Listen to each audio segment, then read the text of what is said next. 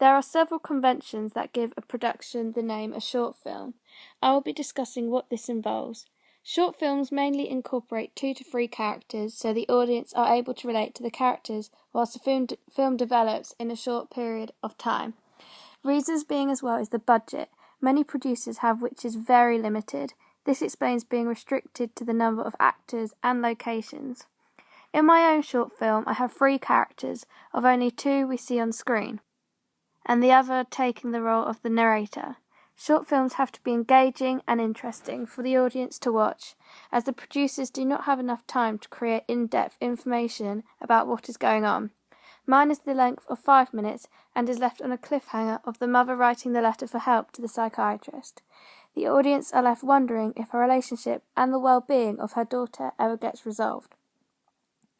From research, I needed an understanding of how other producers have based their short films on a mental illness. This means watching several myself. One I was truly inspired by was Inside. This was about a man who suffers from schizophrenic and bipolar tendencies. He puts on an act that he has fully recovered to get out of a mental asylum, when really it is the various personalities coming forward. From watching this, I knew I wanted to base my own film on a mental illness, as I find them very interesting and intriguing. They are also a good storyline for an audience, as they get hooked to the characters and events, making their eyes not leave the screen. I wanted to base my storyline on a hard-hitting illness that many families suffer with, to keep the audience engaged and on their toes. For this reason, my chosen genre is drama. The conventions of a drama are really important when creating the script, as the purpose of the genre is to move the audience emotionally. This is when I came up with the idea about having a girl who suffers from schizophrenia. Many families can relate to this situation, as it is very realistic. This will rely heavily on dialogue, so the audience have a good understanding of the events that are happening.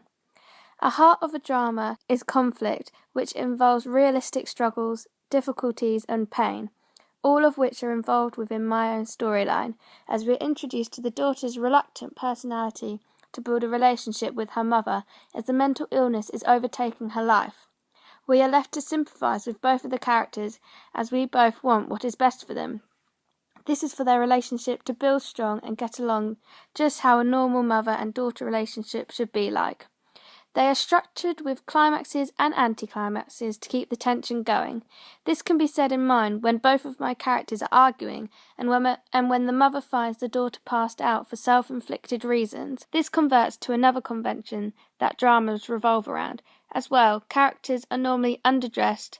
I use this for the daughter's character that suffers from the illness, to not care about her appearance, and she is shown to be very messy and chaotic. I would not say I subverted many conventions of a drama, only really following them, but in a way that engages the audience. I did leave my short film on a cliffhanger though, which is sometimes unusual if there is not another series to the film, as dramas usually finish with either a happy ending or a view of what is to happen in the future, unlike mine when we were shown the mother signing her name on the letter to be sent out for help. As for my film review, I based mine on Empire magazine and used this as a template for my layout to create a very similar and professional appearance.